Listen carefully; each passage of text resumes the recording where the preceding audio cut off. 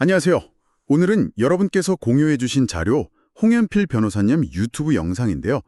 개인 파산, 편파 변제, 실제 사례 5가지를 좀 자세히 들여다보겠습니다. 네, 영상에 나온 사례를 6번부터 10번까지죠. 맞아요.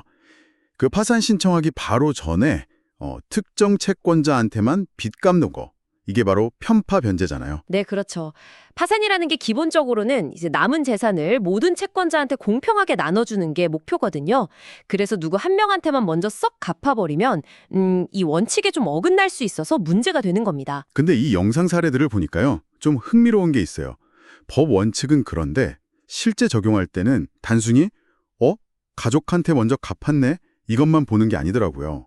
그 채무자의 구체적인 사정이 상당히 중요하게 작용하는 것 같아요. 맞습니다. 이 5가지 사례를 통해 그 부분을 좀 더 자세히 보면 좋을 것 같습니다. 네.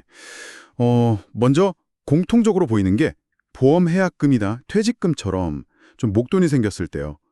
이걸 가족이나 아는 사람들, 지인들한테 갚는 경우가 많은 것 같아요. 사례 6, 7, 8, 10번이 다 그런 쪽이죠. 네, 맞아요. 예를 들어 사례 6번 보면 보험 해약금 5,700만 원이 있었는데 이걸로 처남한테 1,600만 원, 또 고용주한테 3천만 원을 갚았어요. 근데 처남한테 갚은 건 빌린 지 한 6개월 그 정도밖에 안 된 단기 채무라 이건 뭐 괜찮다고 봤고요. 아, 단기라서. 네. 근데 고용주한테 갚은 3천만 원은 금액도 크고 해서 전부 다는 아니고 일부 1,200만 원을 다시 파산재단으로 가져오는 걸로 조정을 했어요. 이걸 이제 화해계약이라고 하는데 법원에서 막 소송하고 그러기 전에 당사자끼리 합의해서 일부를 돌려놓는 거죠. 아, 소송까지 안 가고 합의로. 그렇군요.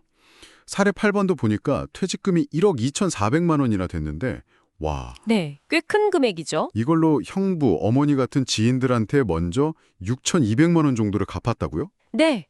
이건 다른 채권자들이 보면 좀 불공평하다고 느낄 소지가 크죠. 그렇죠. 그럼 이것도 좀 문제가 됐겠네요. 네, 그래서 이 경우는 편파성이 크다고 봐서 법원을 통해 그 변제 효력을 없애고 돈을 다시 찾아오는 절차, 그러니까 부인 청구 소송까지도 검토가 됐었어요. 근데 뭐 이것도 실제로는 소송보다는 아까 말씀드린 화해계약으로 일부 금액만 회수했을 가능성이 더 높아요. 아, 소송이 아무래도 좀 복잡하니까요. 네, 시간도 오래 걸리고 비용도 들고 또 결과도 확실치 않으니까요.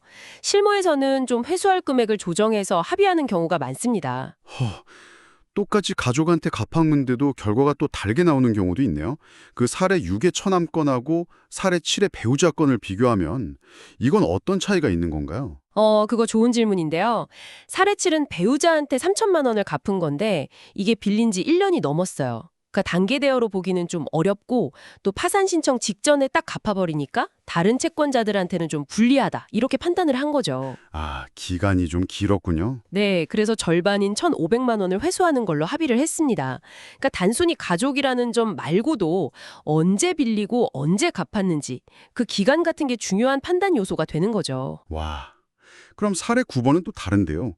옷가게 폐업하면서 따님 계좌로 600만 원 보낸 거, 이건 전액이 아니라 400만 원만 회수했다고요? 네, 맞아요. 이 경우는 따님이 그 장애가 있는 언니를 부양하면서 소득도 낮고 좀 어렵게 살고 있다는 사정이 있었어요. 아, 딱한 사정이 있었네요. 네, 그래서 법적으로 보면 이것도 편파 변제일 수는 있는데 이런 좀 인도적인 측면을 고려해서 회수 금액을 조정한 겁니다.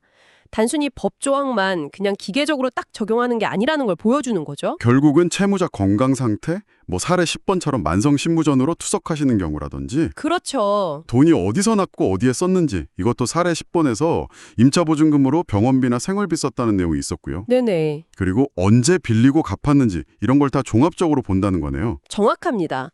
사례 10번에서도 임차보증금 받아서 지인들한테 한 1,450만 원 정도 갚은 게 문제가 될 뻔했는데 투석 중인 건강 상태나 꼭 필요했던 생활비 지출 이런 걸 감안해서 500만 원만 회수하는 선에서 화해를 했죠. 말씀하신 것처럼 많은 경우에 그 부인 청구 소송으로 막 가기보다는 채무자의 현실적인 어려움, 또 회생 가능성 이런 것까지 고려해서 실용적인 해결책, 즉 화해 계약을 많이 활용하는 편입니다. 오늘 사례들 쭉 들어보니까요. 이 개인 파산에서 편파 변제 문제가 생각보다 훨씬 더 그 개별 상황의 맥락이 중요하게 작용하는군요. 뭐랄까, 법과 현실 사이에서 어떤 균형점을 찾아가는 과정이다. 이런 생각이 드네요. 네, 그렇습니다. 채권자 평등이라는 큰 원칙은 지켜야 하지만 또 파산에 이를 수밖에 없었던 채무자의 그 구체적인 사정들 있잖아요. 특히 회생 가능성이라던가 좀 인도적인 측면을 아예 외면할 수는 없으니까요.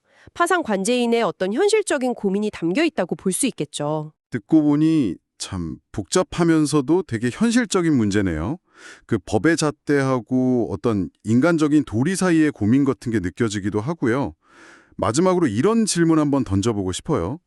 법적으로는 이게 편파적이라고 할 수 있겠지만 어쩌면 뭐랄까 가장 급하고 절박한 상황에 있는 지인에게 먼저 빚을 갚는 게 그 개인에게는 최선이거나 혹은 정말 어쩔 수 없는 선택이었을 수도 있잖아요. 네, 충분히 그럴 수 있죠. 이런 딜레마 속에서 채무 해결 과정에서의 진정한 공정함이란 과연 무엇일까?